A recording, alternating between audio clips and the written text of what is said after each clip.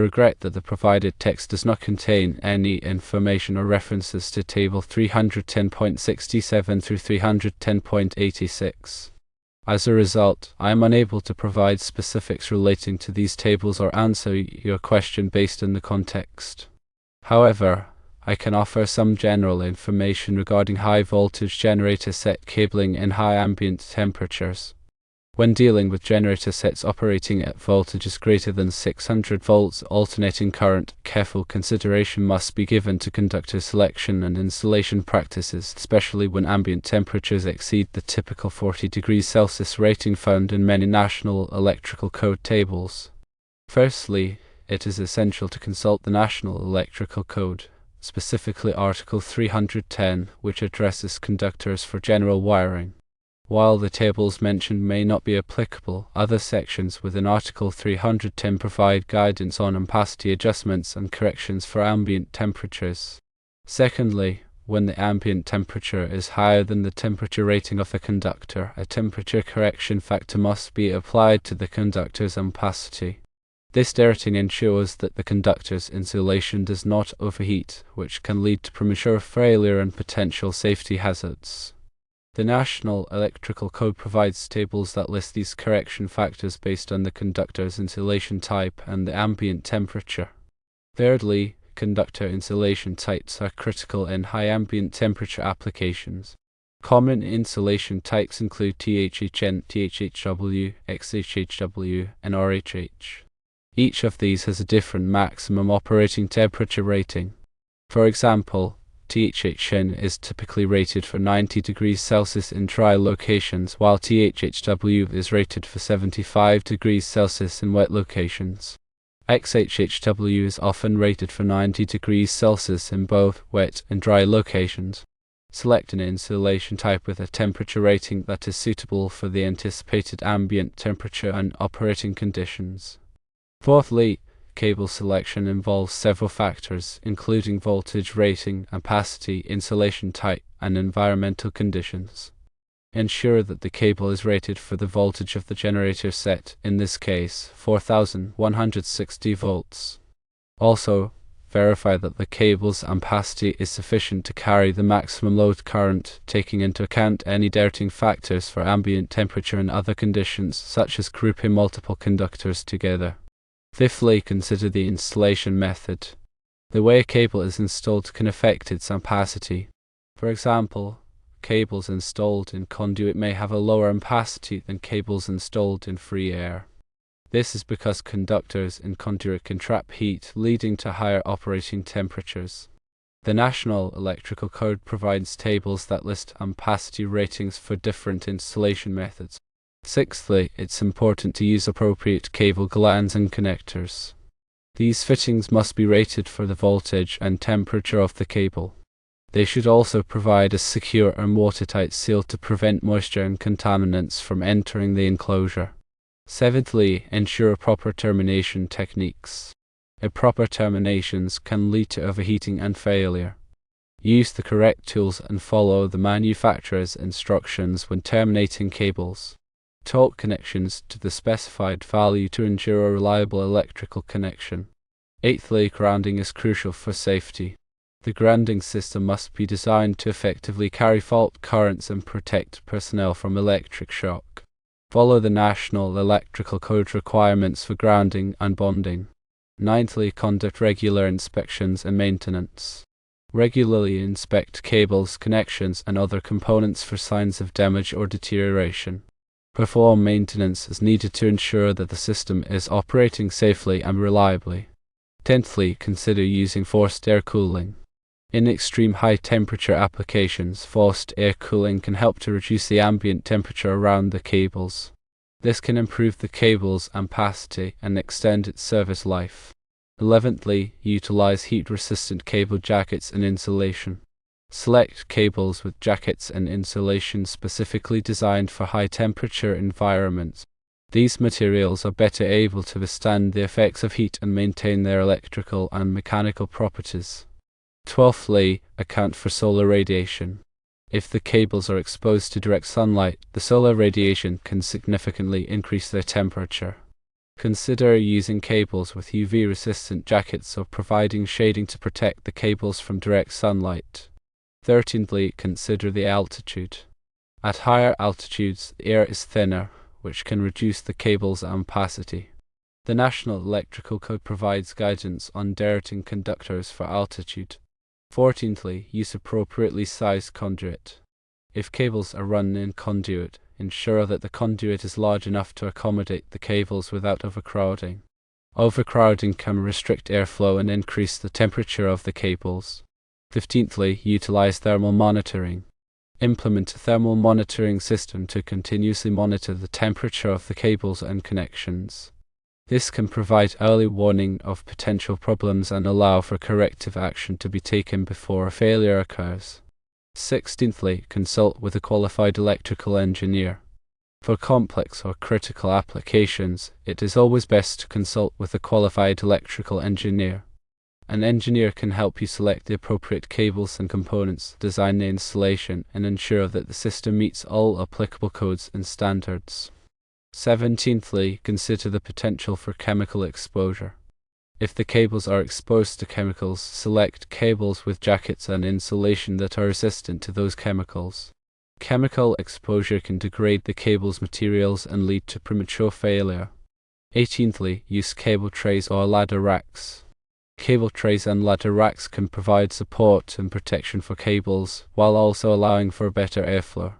This can help to reduce the temperature of the cables. 19th, consider the potential for mechanical stress. If the cables are subjected to mechanical stress, such as vibration or bending, select cables that are designed to withstand those stresses. Mechanical stress can damage the cable's insulation and conductors. 20th, utilize shielded cables. In some cases, it may be necessary to use shielded cables to reduce electromagnetic interference. Shielded cables can also help to protect the cables from external electrical noise. 21st, perform insulation resistance testing. Regularly perform insulation resistance testing to check the condition of the cable's insulation. This can help to identify potential problems before they lead to a failure. 22nd, verify proper cable spacing. Ensure that cables are properly spaced to allow for adequate airflow and prevent overheating.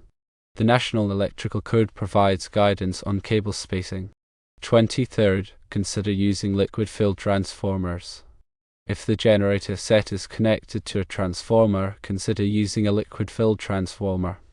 Liquid-filled transformers are typically more efficient than dry-type transformers and can help to reduce the overall temperature of the system.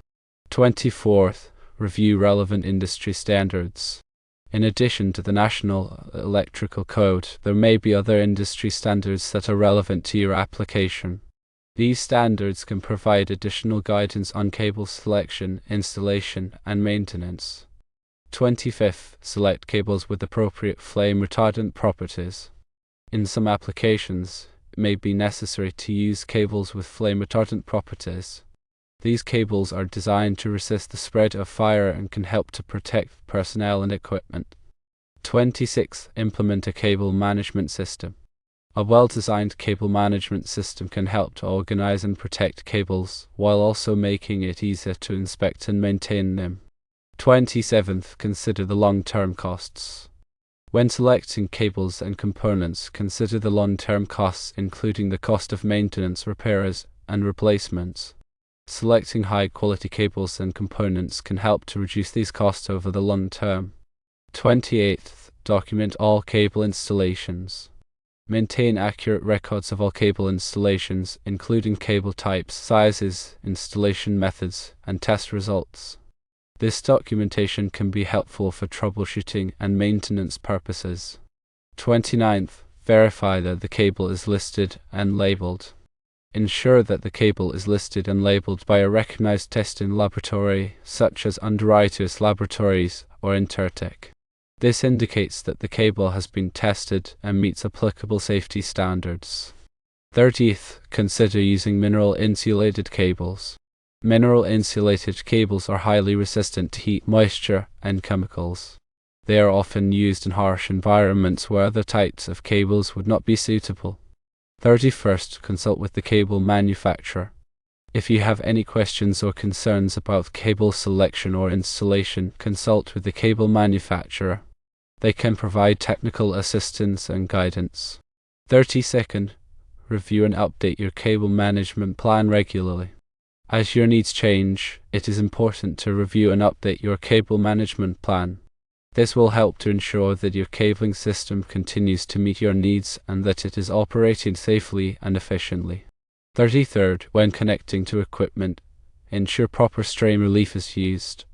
This prevents stress on the conductors inside the cable and at the termination point. 34th, double check all calculations and selections. Verify that all calculations, such as ampacity dirting, voltage drop, and conduit fill, are accurate. Ensure that all components are selected based on these calculations. 35th, maintain a safety-first approach. Always prioritize safety when working with electrical systems. Follow all applicable safety procedures and use appropriate personal protective equipment. 36th, consider using arc flash-rated cables. In high-voltage applications, arc flash is a serious hazard. Arc flash-rated cables are designed to withstand the effects of an arc flash and can help to protect personnel and equipment. 37th, provide adequate ventilation for cable runs. Ensure that cable runs are adequately ventilated to prevent heat buildup. This is especially important in enclosed spaces or where cables are bundled together. 38th, consider future expansion needs. When designing your cabling system, consider your future expansion needs. It may be more cost-effective to install additional capacity now than to have to upgrade the system later. 39th, use color-coded cables for easy identification. Color-coding cables can make it easier to identify them during installation, maintenance, and troubleshooting. 40th, be aware of any local regulations or codes. In addition to the National Electrical Code, there may be local regulations or codes that apply to your cabling system. Be sure to comply with all applicable regulations and codes. 41st, consider using fiber optic cables. For some applications, fiber optic cables may be a better choice than copper cables. Fiber optic cables are immune to electromagnetic interference and can transmit data over long distances without signal degradation. 42nd, use surge protection devices. Surge protection devices can help to protect your cabling system and equipment from voltage surges caused by lightning or other events. 43rd, install a lightning protection system. If your facility is located in an area that is prone to lightning strikes, consider installing a lightning protection system. This can help to protect your equipment and personnel from the hazards of lightning. 44th, use corrosion-resistant materials. If your cables are exposed to corrosive environments, use corrosion-resistant materials. This can help to extend the life of your cabling system. 45th, verify that all cables are properly supported. Ensure that all cables are properly supported to prevent sagging or damage. Use cable ties, clamps, or other supports as needed. 46th, test and certify all cable installations. After completing a cable installation, test and certify that it meets all applicable codes and standards. This will help to ensure that the system is operating safely and reliably. 47th, provide training for personnel who will be working with the cabling system. Ensure that personnel who will be working with the cabling system are properly trained on safe work practices and procedures.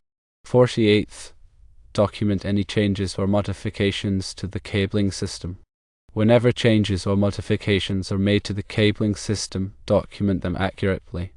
This will help to maintain accurate records of the system configuration. 49th, maintain a clean and organized work area. A clean and organized work area can help to prevent accidents and improve efficiency. 50th, remember that working with electricity can be dangerous. Always take the necessary precautions to protect yourself and others from electrical hazards. For the specific ambient temperature of 120 degrees Fahrenheit, which is approximately 48.8 degrees Celsius, it is critical to consult the conductor manufacturer's specifications and relevant dating tables to determine the appropriate conductor size and insulation type. These details would usually be within the tables described in the National Electrical Code's Article 310 or manufacturer data, which will help ensure safe and reliable operation of the 4160-volt generator set. Therefore, review manufacturer specification sheets for the exact cable to determine how to properly calculate the ampacity in 48.8 degrees Celsius ambient temperature, also ensuring this is acceptable according to local and national regulatory bodies.